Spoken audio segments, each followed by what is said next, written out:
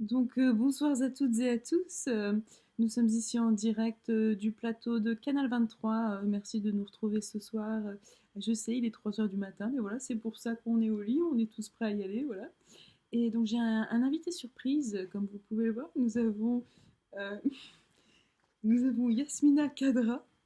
Euh, En entendant le nom Yasmina Kadra, on s'attend évidemment à un autre personnage, et donc c'est la beauté de la chose. Pouvez-vous nous expliquer, Yasmina, d'où est l'origine de votre prénom?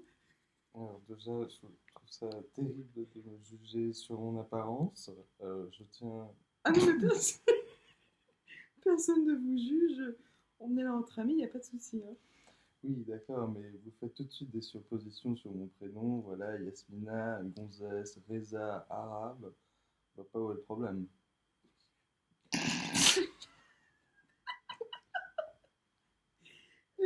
Je ne faisais pas d'allusion. C'est votre nom et les gens se demandent en fait d'où est l'origine. Yasmina, c'était le nom de ma grand-mère qui nous a quittés après un cancer du doigt de pied qui lui a été causé des souffrances absolument Excusez-moi, terribles. j'ai encore de l'eau dans ma douche. Ouais, ils vont montrer un peu de respect à ma grand-mère décédée. Et Reza, Reza pour Amine, Reza, un mec qui passait dans la rue un jour. Et voilà. Reza, donc c'est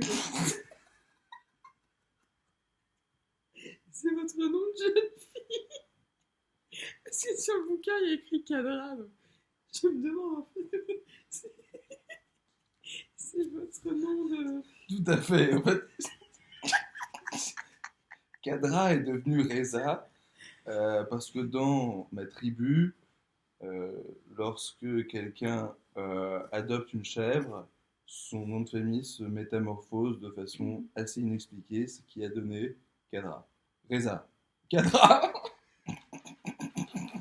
D'accord, donc c'est très intéressant comme histoire. C'est vrai que ça porte un peu à confusion. Mais voilà, mais après vous l'expliquez très bien au début du livre, en fait, votre introduction sur vous-même. Donc élevé au Tibet pendant, pendant une période très bizarre d'ailleurs, c'était l'époque au Tibet où il y avait l'occupation bretonne. Donc il y avait vraiment un problème de mix entre les deux populations. Est-ce que vous pouvez nous en parler un peu? Comment ça s'est passé? Vous étant un peu breton du côté de votre mère.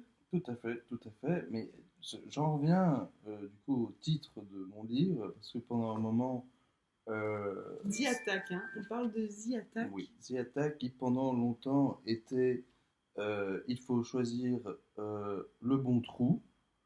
euh, parce que C'est-à-dire, pouvez-vous. les Bretons ont eu tendance à choisir le mauvais et nous ont fourrés jusqu'à ce que mort s'en suive. Mais alors, est-ce qu'on parle au sens propre ou au sens figuré dans ce cas de figure? Les deux. D'accord, donc le bon trou. Alors, quel est le bon trou? Pouvez-vous nous éclairer sur la bonne façon de faire dans ces cas-là? De quel trou on parle? Mais alors, justement, de quel trou parlons-nous, madame? Choisissez votre trou, le trou qui vous fait du bien, le trou qui vous représente, le trou qui vous apporte un sentiment de plénitude. Chacun a son trou à choisir. Voilà, c'est le message que j'aimerais faire passer ce soir. Et ça causera moins de tracas et probablement une paix durable dans ce monde de brutes. Alors, vous l'avez très bien dit, on sent vraiment un porte-parole pour les femmes, car une femme est un trou, hein. On en parle souvent. Mais vous l'avez vraiment très bien dit, c'est bien de vouloir atteindre ces générations qui se posent beaucoup de questions, surtout à nos âges, pour nous les femmes, on devient soit féministe, soit on est battu. C'est pas facile de savoir où se mettre en fait dans ces moments-là. Et donc l'histoire dit attaque, donc en référence des trous, mais est-ce qu'il y a une narration? Est-ce que c'est un personnage fictif ou réel? Est-ce que c'est autobiographique? Comment ça s'est passé? Alors, déjà, je veux revenir sur cette dualité entre les femmes, la salope, la sainte nitouche, tout ça. Il y a un spectrum, un échantillon de femmes complètement différentes les unes des autres. C'est très dangereux de les mettre dans deux cases différentes. Le monde n'est pas noir et blanc, madame. Voilà. Je veux faire passer ce message ce soir également parce que c'est important. C'est important. Très bien.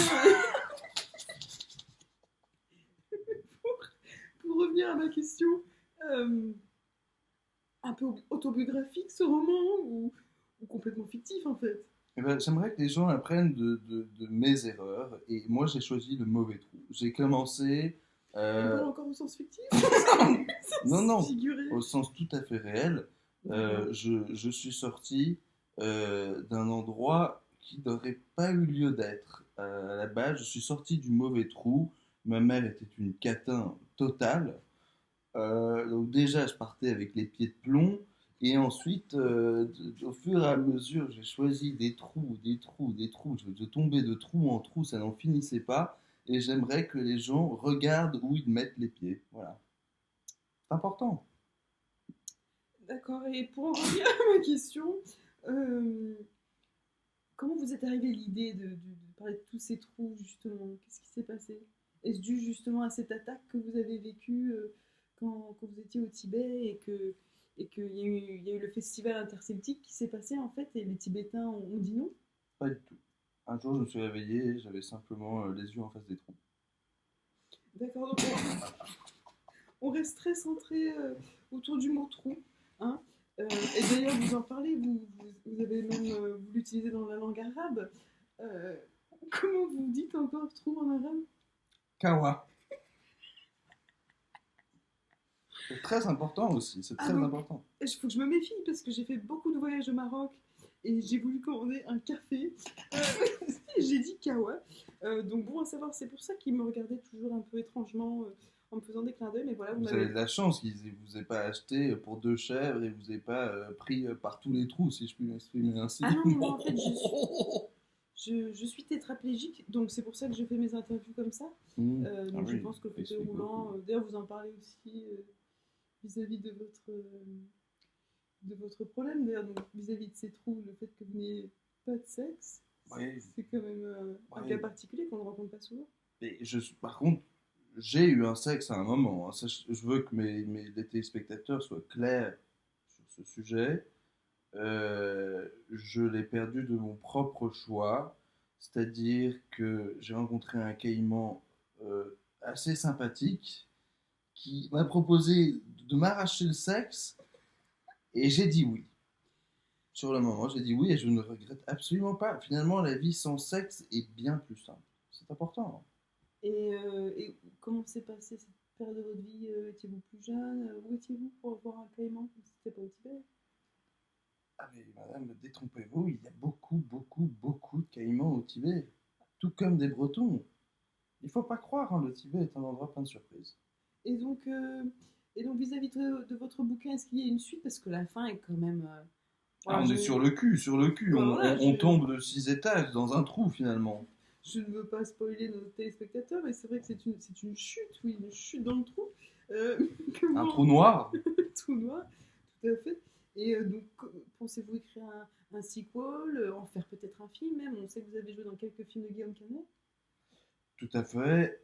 Écoutez, il est question d'une suite euh, si les gens ne trouvent toujours pas le bon trou. Je pense que c'est important d'agir et de continuer à les mener vers le trou qu'il leur faut.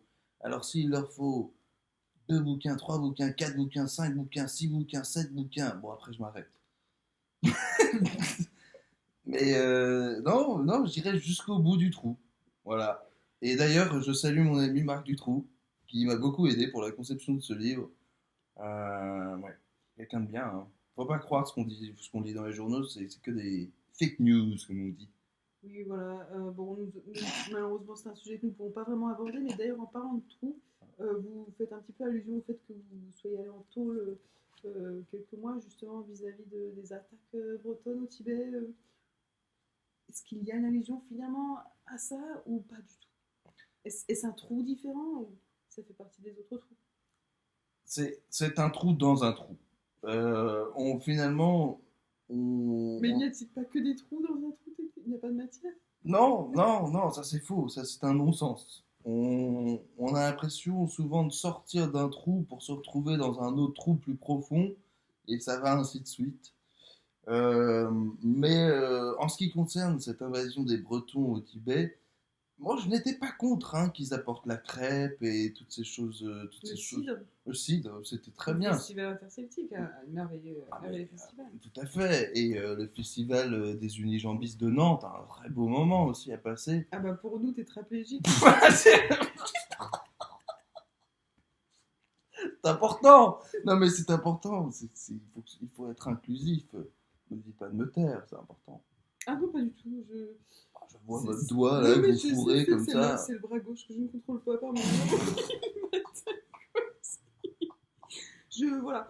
Et donc pour finir, vous avez prévu des interviews quand le livre sera, comment on dit release en français? Je ne sais même plus dire ça. Lorsqu'il sera paru, Voilà, voilà, paru. paru, vous êtes complètement cru, je sais pas. Ok. Quelle était votre question? Pardon, pardon, j'ai perdu le fil. Vous êtes tombé dans un trou. Ah, c'est ça. Euh, Feriez-vous des interviews? Allez-vous rencontrer vos lecteurs quand vous allez faire paraître votre livre? Et voilà, merci Yasmina. Et on se retrouve demain. J'aurai Sophie qui fait des bavarois au sperme. Voilà, ce sera tout nouveau. Et je suis super excitée de faire ça avec vous. À bientôt.